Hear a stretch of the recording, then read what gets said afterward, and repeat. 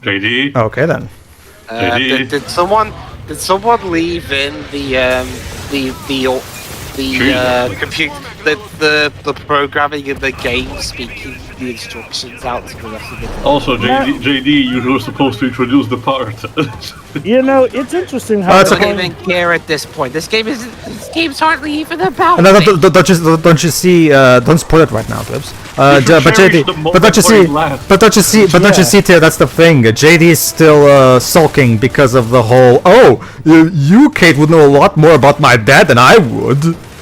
Thing. Yeah, seriously. My old dad's a fucking deadbeat. He'd rather talk to some woman he's hardly known for like 5 minutes, it feels like, rather than his own fucking son. Alright, speaking of that, let me take a look at Gears of War Ascendance.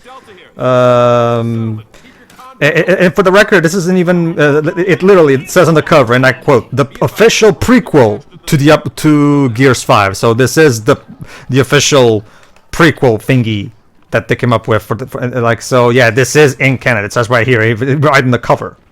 So Pedro, I never got around to asking you, but what do you think of swarmarks? Swarmarks? Well, they're just in terms of.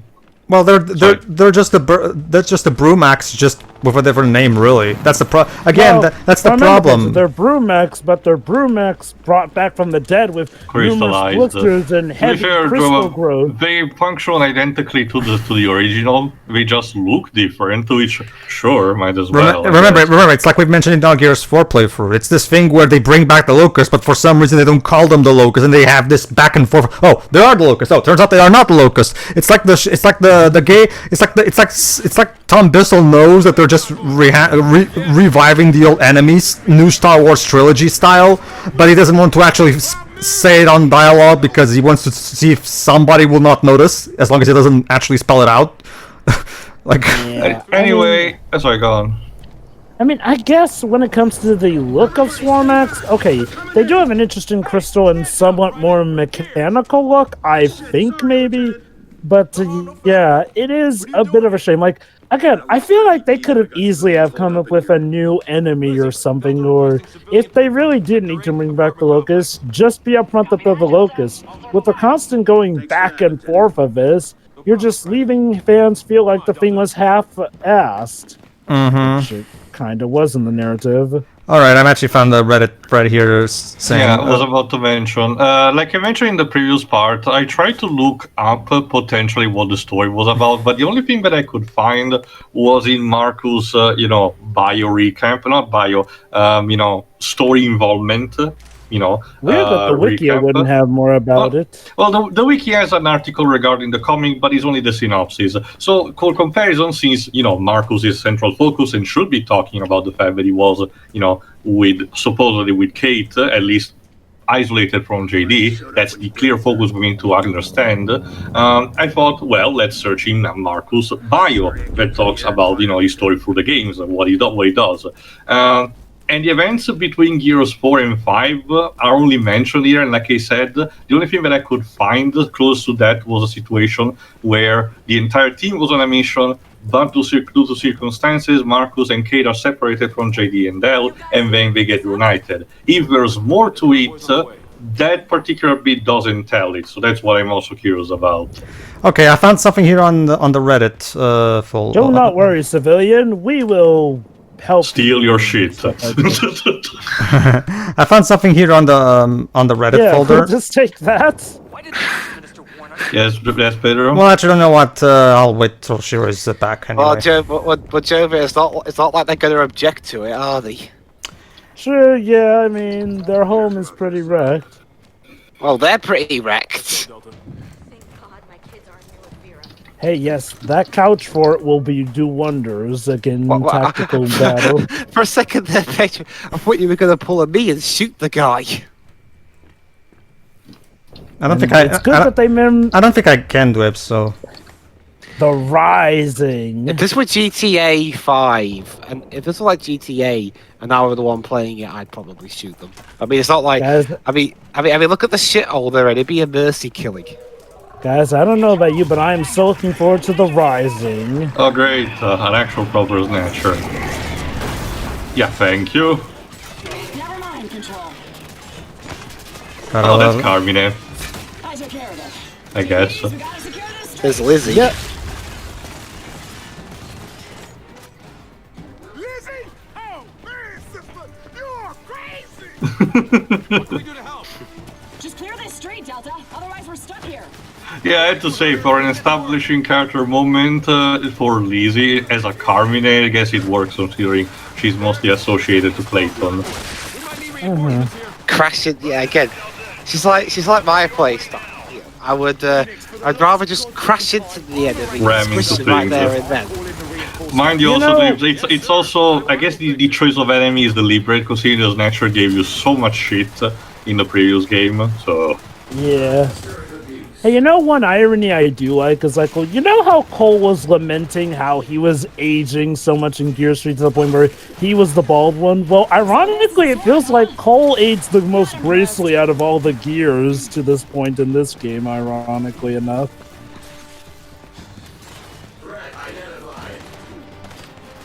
I Okay. guess the music here is nice enough.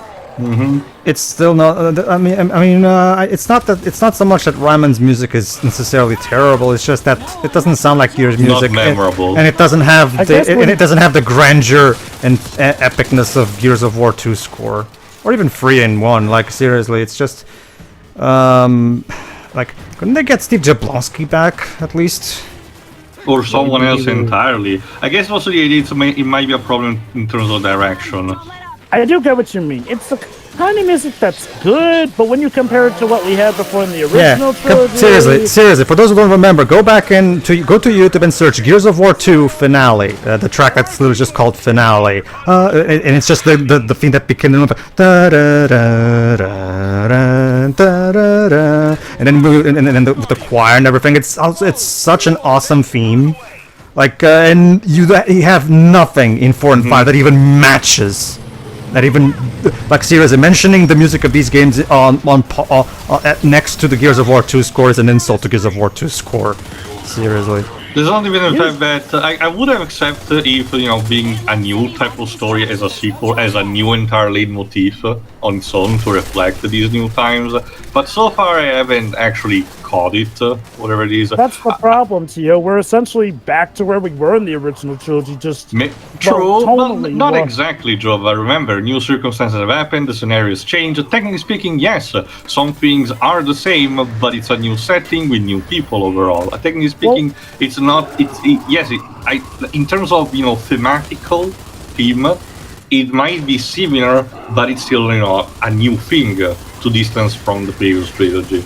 I think my point is like, well, what Gears 4 and 5 essentially go for is essentially, hey, it's essentially the Locust Wars 2 here and there thing. And you know what? That's fine to know, but I think I sort of get what you mean though, in the sense like, well, if this were like, say, a much more different conflict, like, well, new enemies, like, well, okay, say this were a war set in a relatively more brighter future. Sure, yeah, there's a war, but things look overall more optimistic and upbeat. Whereas with the direction that Gears 4 and 5 go, it's essentially, we were in peacetime, except not really. Time to pull the rug out from under you and plunge you back down into hell, essentially. Which I think is sort of why we're comparing this a lot to Gears 1 through 3, essentially. It feels like Gears 1 through 3, but weaker. And there goes another drone. What are these? Frogs? Frog-like swarm enemies? Maybe. Baby snatchers, I guess. I don't want these as a pet, sorry. Oh, well, TTT, which do you want? That or Little Birdie from Other M? I mean, I would have said Birdie can potentially be trained, potentially, but that probably is a lie. Maybe it's a situation, considering it's a technically a reincarnation. I wonder if it was a case of, oh, I tricked everyone by pretending it was a new thing, but I retained all my memories and I'm fucking everyone behind the scenes, kind of thing. I would love to imagine that. I'd also love to imagine that it could possibly be trained and turned good, but, well, because of all the stuff that went screwy on the bottle ship, that didn't happen. Actually, that's a good question, Drova, because I actually haven't read the Metroid manga. Do they actually offer an origin story for Ridley? Like, we know the fact that he killed some of his parents and he's a massive dick and blah blah blah, but like, where was he born? How did he become the leader of the space pirates and all? If I recall correctly, I believe it's implied that he is kind of like a mutant off-strand of the Deebeesians, essentially. Like, you Makes know how sense. most Deebeesians are, but he is Or something like- of a special case here and there, essentially, who, well, evolved into that.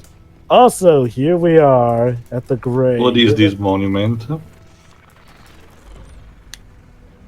In recognition of Oh, those who this bit. suffered, Okay, pay attention here. We're butchered. butchers. Oi, Del. You're gonna be okay. You know, you might not have a problem with shooting innocent people, but I do. Dick. Innocent, huh? Innocent. Yeah, moments like that really make it hard for me to sympathize with Boz. Like, how dare someone cry at the grave of a mass murder or something? Yeah. And don't get me wrong, we're supposed to hate Faz right now. The problem is that his quote unquote redemption is let's just say it's Actually, I have a lackluster, and that's question. all I'll say for now. Yes, I have a question. yes, Tail. What did Dell imply when he said to Faz shooting innocent people? Oh, there you go. Oh, this. I love it when a story tells me something instead of showing it to me. It's so wonderful. To be fair, I'd rather not see that. I don't know, if you're gonna bring this up, have the balls to show it. Wow. I love how pretty much all the characters in game are saying, "Yeah, Foz sucks." Especially because this is an M-rated game. Like, come on, like if you're gonna bring this is a war scenario. Like, have the balls to actually go there. You know? No, not in a sense of gore and everything. It's just that it feels kind of tasteless for this franchise to have someone like adopting kind of like the comedian on Watchmen and shooting on protesters just for the lose. Yeah, again, this is the problem with Foz.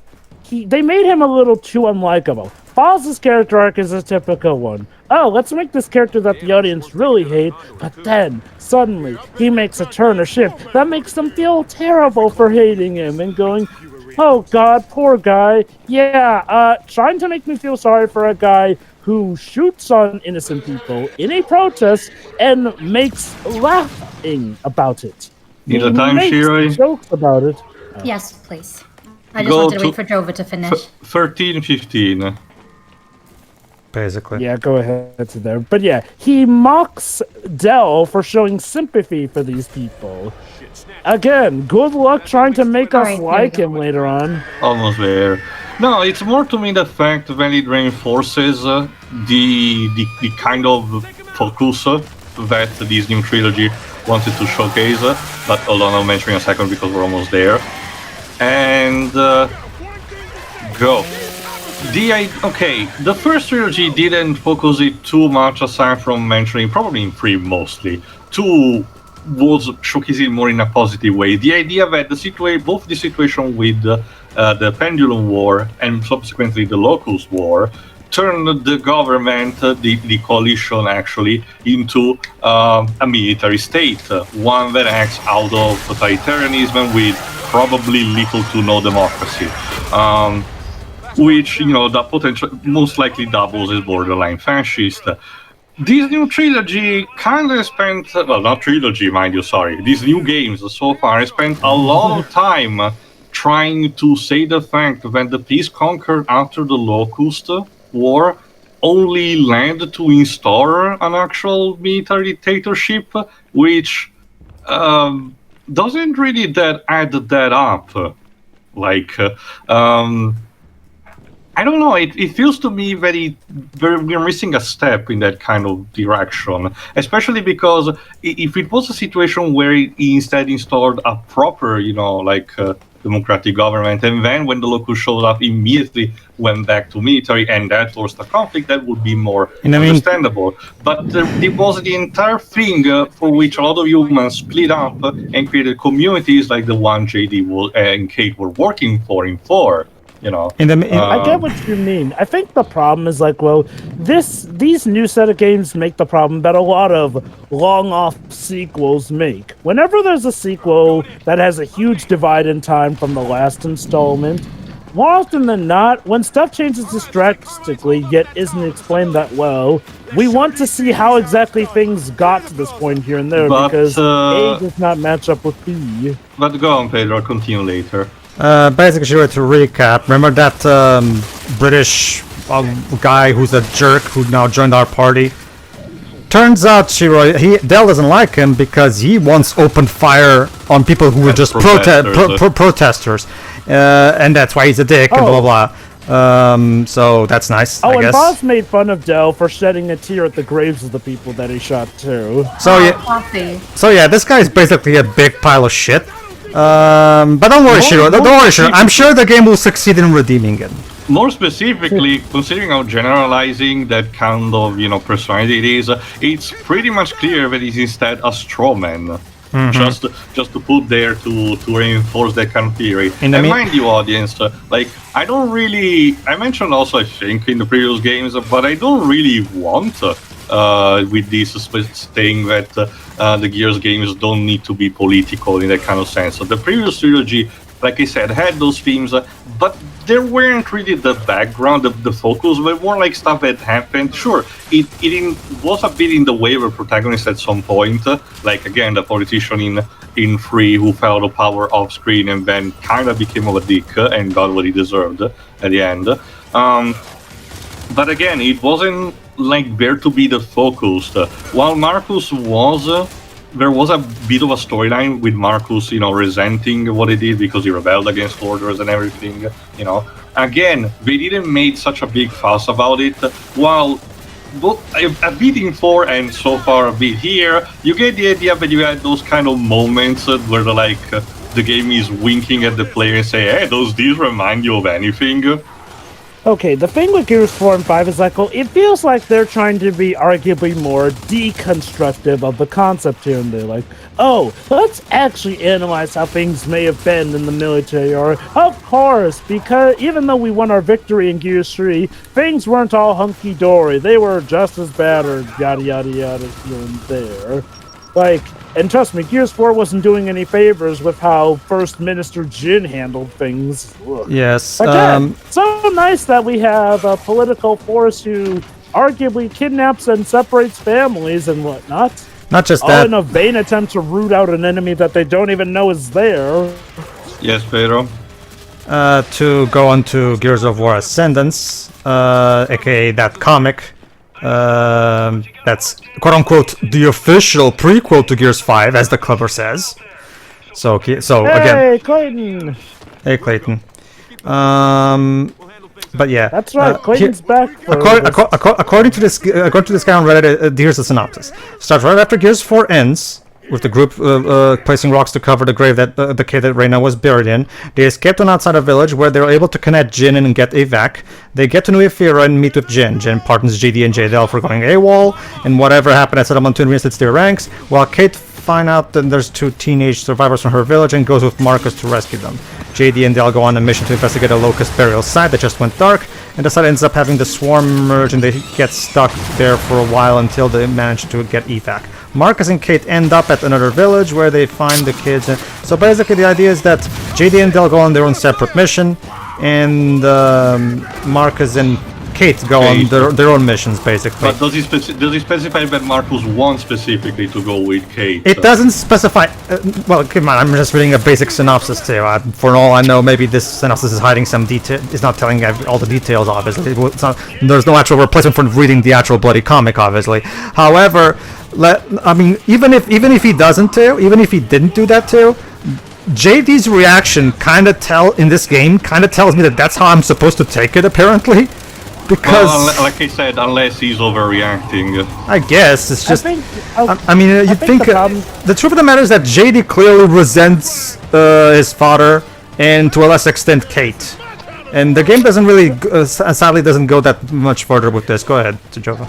From what I can garner to you, it sounds like based off of what we have to go by, and even if there is apparently some secret meaning or something, it is not conveyed well, and the onus is not on the player to garner those secret meanings here and there. Like, it's like this. If you really do have a secret meaning in your plot, then you can't call the you cannot call the consumer dumb for not noticing incredibly quote-unquote subtle details here and there, especially if nothing really comes of them, or we're supposed to wait until like a sequel or prequel or whatever that truly explains how things went here or there. It's just not good storytelling if that's the case.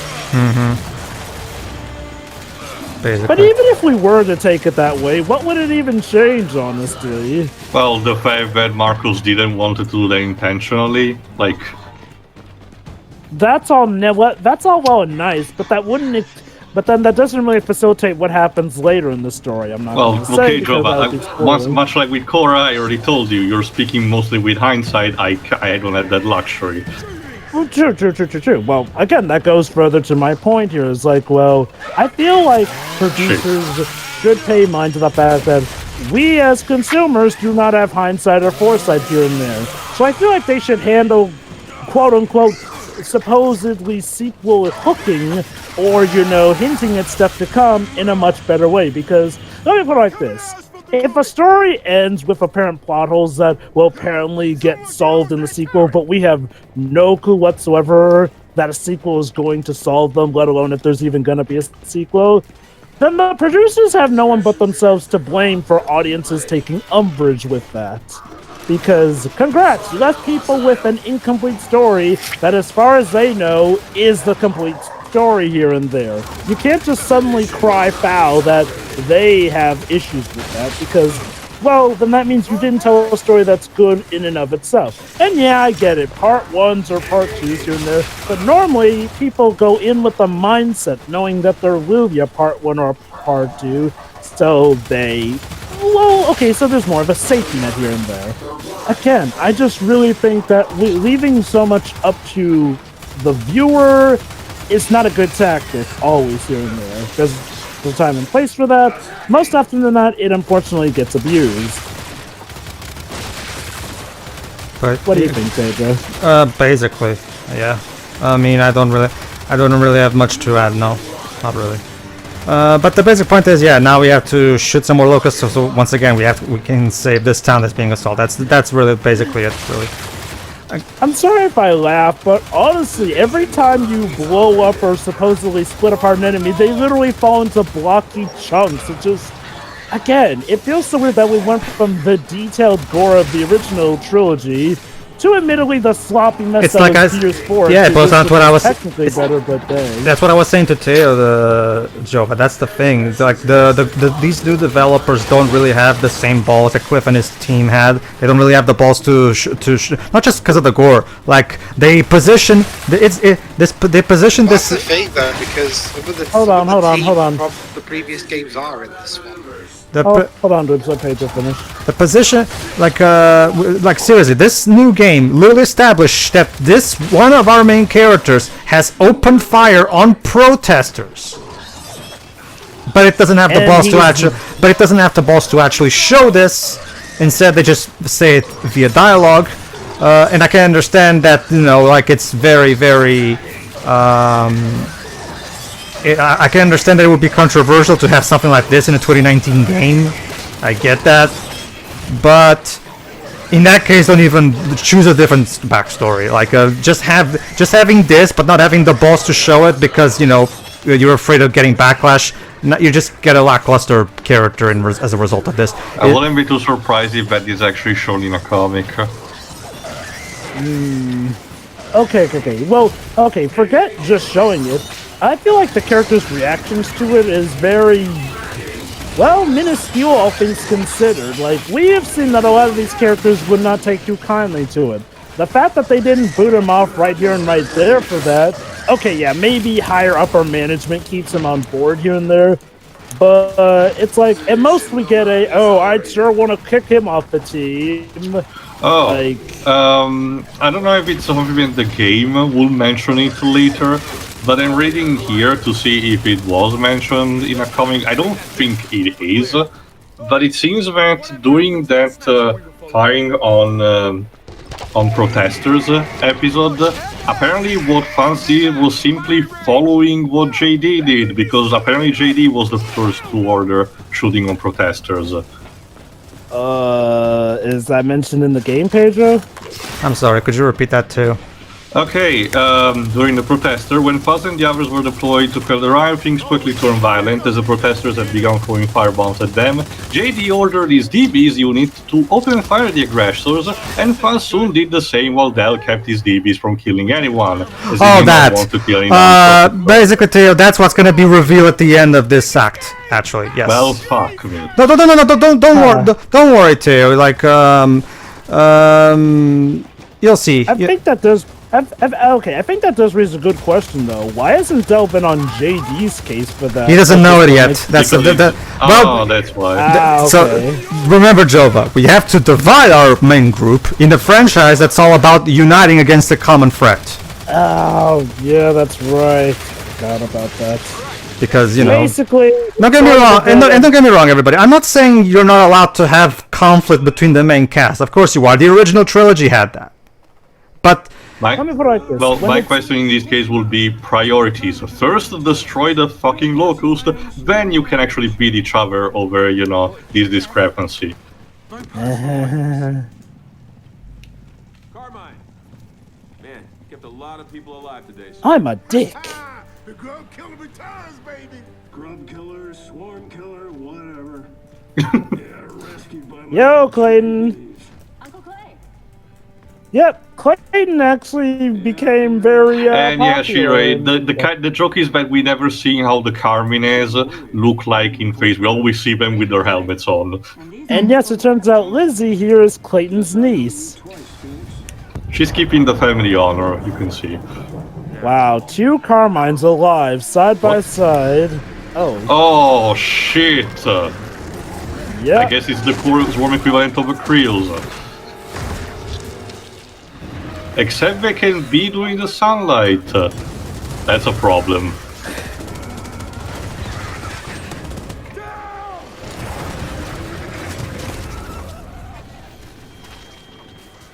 Be careful! And can also neutralize the Deebees. Be careful! If you're not a main character, you're likely in trouble around these guys. So, how do you avoid them? Run! Pedro? Yeah, basically you run. Oh, yeah. Okay, get to the chopper! Well, or maybe not. Well, what is this, Resident Evil? Basically, well, remember, Theo, it's something, Theo. Unlike the Krills from Gears of War 1, those can actually be killed. It's just that they're a big swarm of all of them. See, riders. Now that thing is what you should call the swarm, because it's an actual swarm. Call the locust the locust. That's what they fucking are. It's like if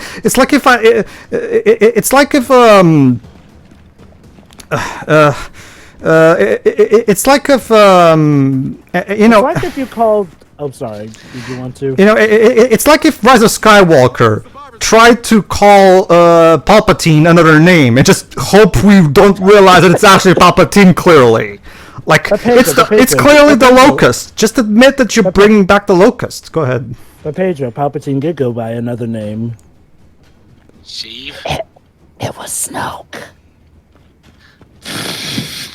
Well, anyway, also, no, but that was my question instead. I thought the side piece here would have been that you had to run away and actually, dodge them constantly, but it seems that they just decide to fuck off somewhere else.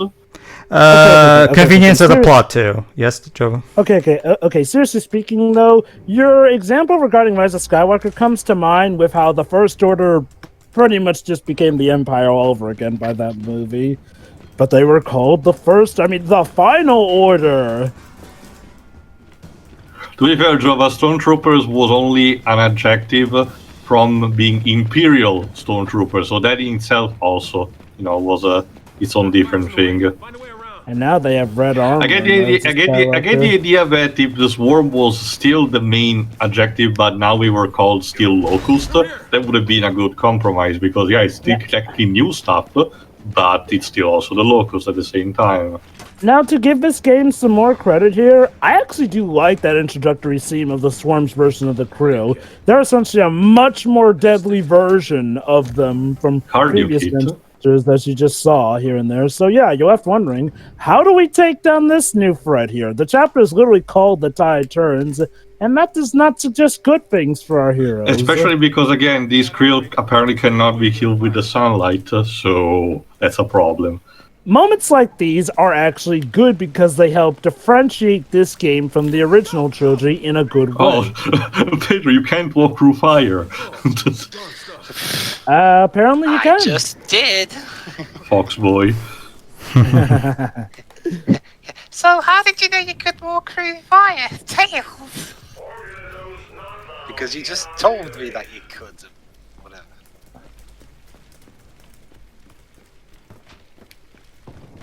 A cafeteria. I will have orange mocha frappuccino. I don't know. I'll have a real coffee. Yes, thank you. I'll have a Hawaiian punch on the rocks. Basically.